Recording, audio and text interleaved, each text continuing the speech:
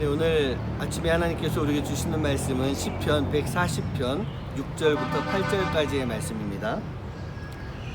내가 여호와께 말하기를 주는 나의 하나님이시니 여호와여 나의 간구하는 소리에 귀를 기울이소서 하였나이다.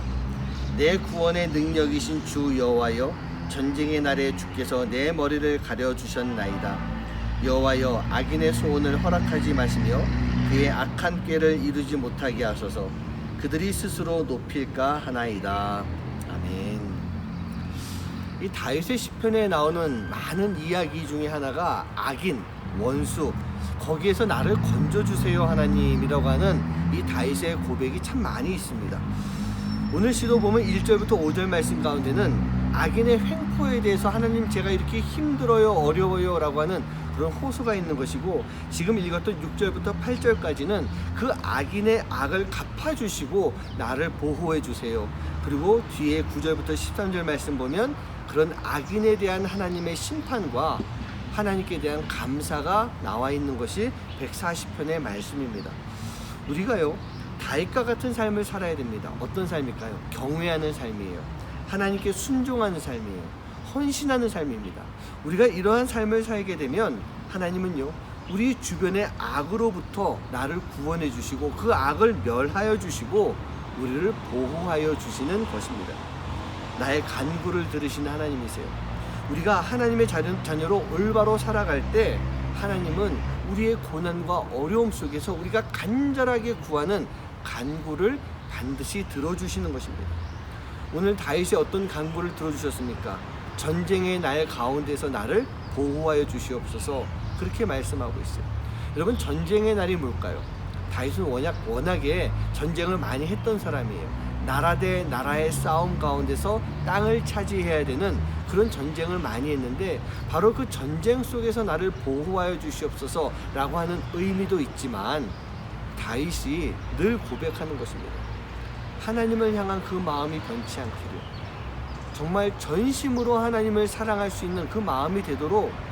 그러면 이 전쟁이라고 하는, 전쟁의 날이라고 하는 것은 바로 영적 전쟁을 뜻하고 있는 거예요. 그 영적 전쟁의 날 가운데서 나를 보호하여 주시옵소서, 그렇게 기도하고 있는 것입니다. 여러분, 우리도 마찬가지 아니겠습니까? 우리의 삶 가운데 얼마나 많은 영적 전쟁의 시간들이 있습니까? 우리도 바로 그 영적 전쟁의 날 가운데서 나를 보호하여 주시옵소서, 나에게 승리를 주시옵소서, 우리가 그렇게 기도를 하는 삶이 되어야 되는 것입니다. 그렇게 했을 때 우리 주변의 악이 멸하여지게 되는 것이고 내가 하나님의 사람으로 세워지는 바로 그 모습이 되는 것입니다. 하나님이 어떤 분이십니까? 하나님은요 바로 우리의 고난 가운데서 나를 이기는 길로 인도하여 주시는 분이세요. 우리의 고난 가운데서 우리에게 이길 수 있는 힘을 주시는 분이시고, 우리가 그 고난을 극복했을 때 우리에게 많은 상급을 허락하여 주시는 분, 그분이 바로 우리 하나님이신 것입니다. 다윗은요 바로 이 하나님만 의지했던 사람이에요. 그래서 골리앗 앞에서도 담대하게 외칠 수 있었잖아요.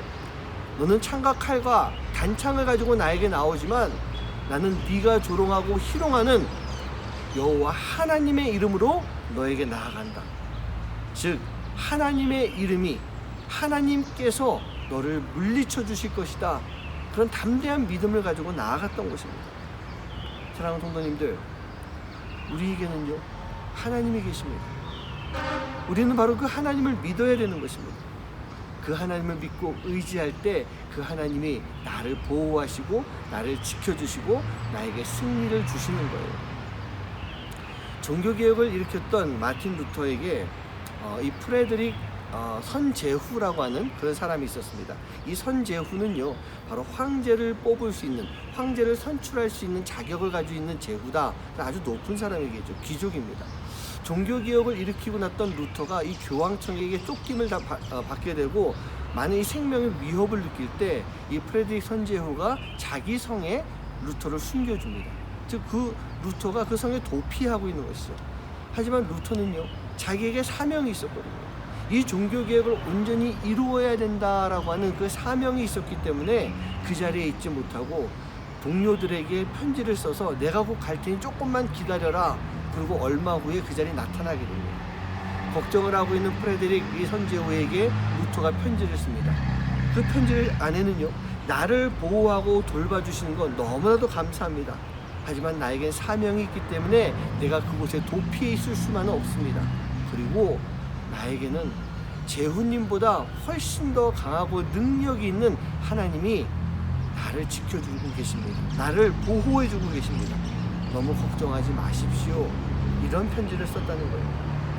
하나님을 전적으로 의지할 수 있었던 루터였기 때문에 그는 교황청의 잘못된 그 모습 가운데서 담대하게 싸워 온전한 종교개혁을 이룰 수가 있었던 것입니다.